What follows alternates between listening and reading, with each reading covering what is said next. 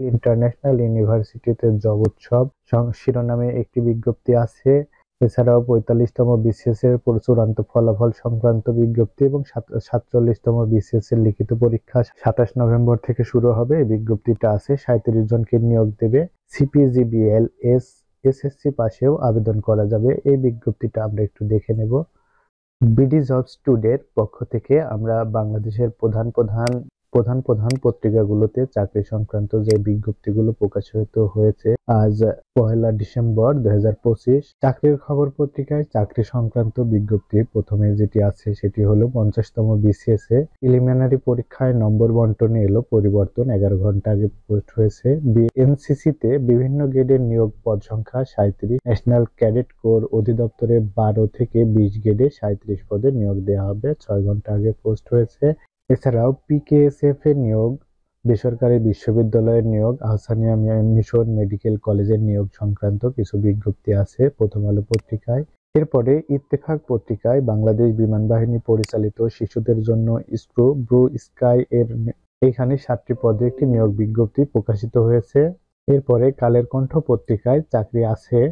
এই পেজে যে বিজ্ঞপ্তিগুলো আছে তার মধ্যে ১১৫২ কর্মী নিয়োগ দেবে জুডিশিয়াল সার্ভিস কমিশন, ২৯ নভেম্বরের বিজ্ঞপ্তি। এছাড়াও ১৫৯৬ সাহায্যকারী নেবে বিদ্যুৎ উন্নয়ন বোর্ড। বিদ্যুৎ উন্নয়ন বোর্ডের একটা বড় বিজ্ঞপ্তি আছে কালের কণ্ঠ পত্রিকায়। এই ১৫৯৬ পদে বিদ্যুৎ উন্নয়ন বোর্ডের যে সাহায্যকারী পদের বিজ্ঞপ্তিটি, এটার বিস্তারিত পাবেন এই চ্যানেলে। এর বিস্তারিত সহ আলোচনা করা আছে আমার এই চ্যানেলটিতে। এরপরে আমার সংবাদ পত্রিকায় চাকরির বিজ্ঞপ্তি পেজে বাংলাদেশ সরকারি কর্ম কমিশনের ৪৫তম বিসিএস নন ক্যাডারের চূড়ান্ত ফল প্রকাশ সংক্রান্ত একটি বিজ্ঞপ্তি প্রকাশিত হয়েছে। সুপারিশ পেলেন ৫৪৫ জন। এছাড়াও ৪৫তম বিসিএস এর চূড়ান্ত ফল প্রকাশ হয়েছে, ক্যাডার হলেন ১৮০৭ জন। যায় দিন পত্রিকায় চাকরি সংক্রান্ত যে পেজ আছে সেই পেজে ড্যাফোডিল ইন্টারন্যাশনাল ইউনিভার্সিটিতে জব উৎসব শিরোনামে একটি বিজ্ঞপ্তি আছে। এছাড়াও ৪৫তম বিসিএস এর চূড়ান্ত ফলাফল সংক্রান্ত বিজ্ঞপ্তি এবং ৪৭তম বিসিএস এর লিখিত পরীক্ষা ২৭ নভেম্বর থেকে শুরু হবে। এই বিজ্ঞপ্তিটা আছে ৩৭ জনকে নিয়োগ দেবে। সিপিজিবিএল এসএসসি পাশেও আবেদন করা যাবে। এই বিজ্ঞপ্তিটা আমরা একটু দেখে নেব।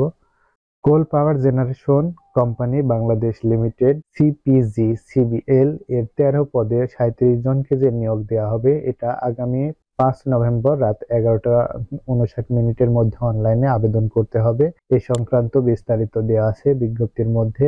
বিজ্ঞপ্তির বিস্তারিত চ্যানেলের ভিডিওতে পেয়ে যাবেন। এরপরে যুগান্তর পত্রিকায় নিউরোসায়েন্স হাসপাতালের ২৯ পদের নিয়োগ সংক্রান্ত একটি বিজ্ঞপ্তি প্রকাশিত হয়েছে। ম্যানেজার নেবে যমুনা গ্রুপ, কর্মস্থল ঢাকায়।